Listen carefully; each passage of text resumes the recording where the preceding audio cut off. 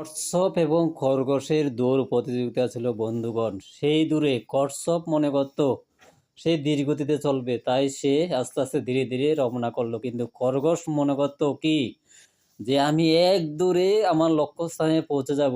কিন্তু খরগোশ ঘুমিয়েছিল, এক ঘুমে রাত্র হয়ে গেল, কিন্তু কচ্ছপ সেই গন্তব্যস্থলে পৌঁছে গেল। অর্থাৎ আমি যেই কথা বলতে চাইছি, সবাইকে শুভ সন্ধ্যা, ভালো থাকবেন। আমার ফেসবুক আইডি থেকে সবাইকে নমস্কার, শুভ সন্ধ্যা, অভিনন্দন।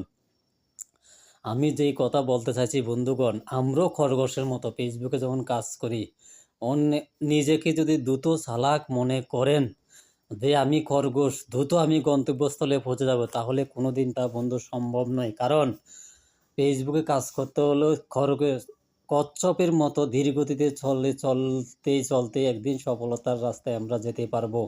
শুভ সন্ধ্যা, ভালো থাকবেন বন্ধুগণ। আমি বারবারই বলছি, ফেসবুকে কাজ করতে হলে ধৈর্য এবং শক্তি অবশ্য থাকতে হবে। এবং আমার যারা ছোট ভাইয়েরা আছে বা আমার যারা নতুন আইডিতে কাজ করছেন, অবশ্যই ফেসবুকে অন্যের বিরুদ্ধে গঠনমূলক কমেন্ট করুন, লাইক করুন, শেয়ার করুন, রিপ্লাই কমেন্ট করুন। তাহলে আপনার ফেসবুকের ফলোয়ার বাড়বে। এবং গঠনমূলক কমেন্ট করেন, রিপ্লাই কমেন্ট করেন এবং ট্যালেন্ট ভিডিও বানান, যাতে মানুষের কাজে আসে, মানুষ আপনার ভিডিও থেকে অনেক শিক্ষা পায়। তাহলে কিন্তু ফেসবুক আপনাকে সেই সুযোগটুকু দেবে। শুভ সন্ধ্যা, ভালো থাকবেন, শুভরাত্রি।